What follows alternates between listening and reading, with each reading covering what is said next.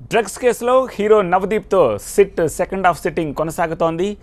నాంపల్లి ఆబ్కారీ భవన్లో ఉదయం 10:20 నుంచి నవదీప్ సిట్ విచారణ కొనసాగుతోంది. నవదీప్ కోసం పక్కా స్ట్రాటజీతో న్యూ క్వశ్చన్ పేపర్ని రెడీ చేసిన సిట్ అధికారులు ప్రశ్నల వర్షాన్ని కురిపిస్తున్నారు. తికమక ప్రశ్నలతో అసలు గుట్టును బయటకు రప్పిస్తున్నారు. ఇప్పటి వరకు పూరి, శ్యామ్ కే నాయుడు, సుబ్బరాజు, తరుణ్లను విచారించిన కోణంలో కాకుండా విభిన్నంగా నవదీప్ని విచారిస్తున్నట్టు తెలుస్తోంది. కెల్విన్ పరిచయాలపై కాకుండా పబ్స్లో డ్రగ్స్ లింకులు, డ్రగ్స్ స్మగ్లర్ల జాక్తో పరిచయాలపై లోతుగా విచారిస్తున్నారు.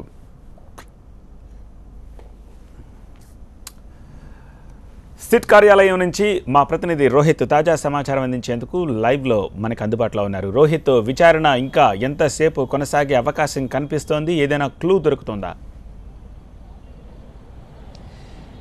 సత్య, విచారణ అయితే మాత్రం చాలా పగడ్బందీగానే కొనసాగిస్తున్నారు. ఇంతవరకు నలుగురిని ఏ రకంగా అయితే విచారించారో అలా కాకుండా విభిన్నంగానే విచారిస్తున్నారు. విభిన్న తరహా క్వశ్చన్స్, ఎందుకంటే బయటకు వెళ్ళిన తర్వాత ఏ క్వశ్చన్స్ అడిగారు, ఈ విచారణ ఎలా ఉంది, వీళ్ళంతా కూడా షేర్ చేసిన అవకాశం ఉంటుంది. కాబట్టి కొత్త తరహా రోజు రోజుకి కూడా ప్రశ్నలు మారుస్తూ ఉన్నారు.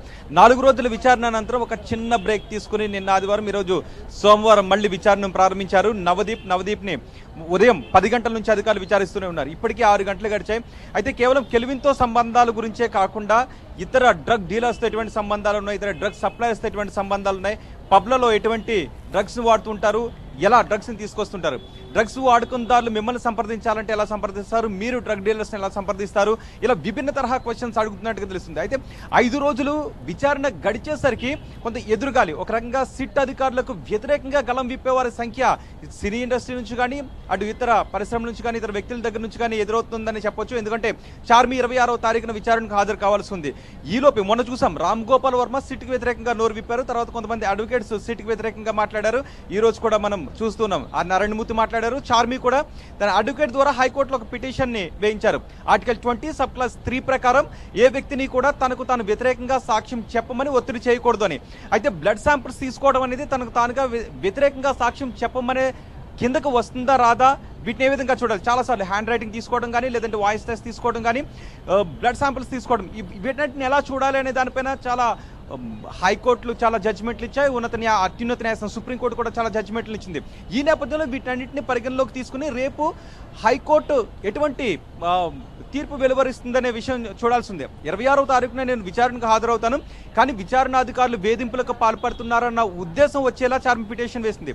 ఇంతవరకు కూడా విచారణ ఎదుర్కొన్న వాళ్ళు ఎవరు కూడా, 4 కూడా బయటకు వచ్చిన తర్వాత మేము సహకరించాం, డ్రగ్స్ మూలాలను వేళ్లతో సహా పెకిలించి వేయాలి, డ్రగ్స్ అధికారులు ఎప్పుడు రమ్మన్నా కూడా మేము తిరిగి మళ్ళీ కార్యాలయం కోసం విచారణకు వస్తామని చెప్పారు. ఎవరు కూడా భేదిస్తున్నారని చెప్పలేదు. కానీ చార్మి మాత్రం ఎందుకు ఉలిక్కి పడిందని కొంతమంది ప్రశ్నిస్తున్నారు. ఎందుకు ముందుగానే అక్కడికి హైకోర్టు తలుపులు తట్టిందని ప్రశ్నిస్తూ ఉన్నారు.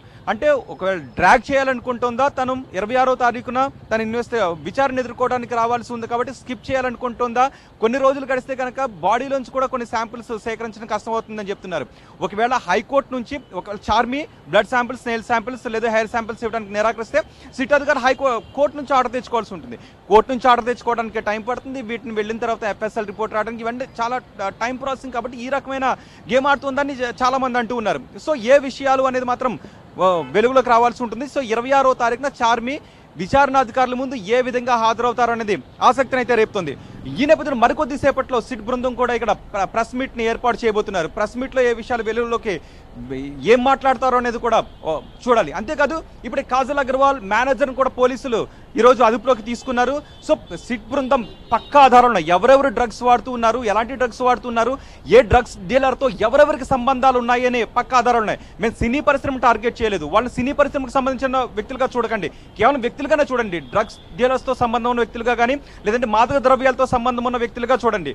ఏ మాదక ద్రవ్యాలతో సంబంధం ఉన్న ఎలాంటి వ్యక్తిని కూడా వదిలేదు లేదు అని సిట్ అధికారులు చెప్తున్నారు. దూకుడు పెంచారు. ఈరోజు కాజల్ అగర్వాల్ రోని మేనేజర్ దగ్గర గంజాయి దొరికింది, తన అదుపులోకి తీసుకున్నారు. సో అతను డ్రగ్స్ వాడేడా, డ్రగ్స్ డీలర్స్తో కూడా సంబంధాలు ఉన్నాయా, ఇంకా హీరోయిన్స్కి ఏమైనా సప్లై చేస్తూ ఉంటాడా, ఇలాంటి వివరాలు కూడా రాబడుతున్నారు.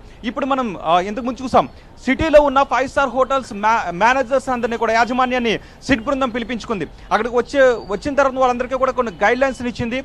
డ్రగ్స్ని, మాదక ద్రవ్యాలని అరికట్టడానికి ఎలాంటి చర్యలు తీసుకోవాలి, మీరు మీ స్టార్ హోటల్స్లో ఎలాంటి సెక్యూరిటీ మెజర్స్ని చేపట్టాలి, ఇలాంటి వివరాలన్నీ కూడా వాళ్ళకి చాలా క్షుణ్ణంగా చెప్పారు. సో మరికొద్ది సేపట్లో ప్రెస్ మీట్ పెట్టిన తర్వాత సిట్ అధికారులు ఏ విషయాలు మాట్లాడతారనేది కూడా చూడాలి.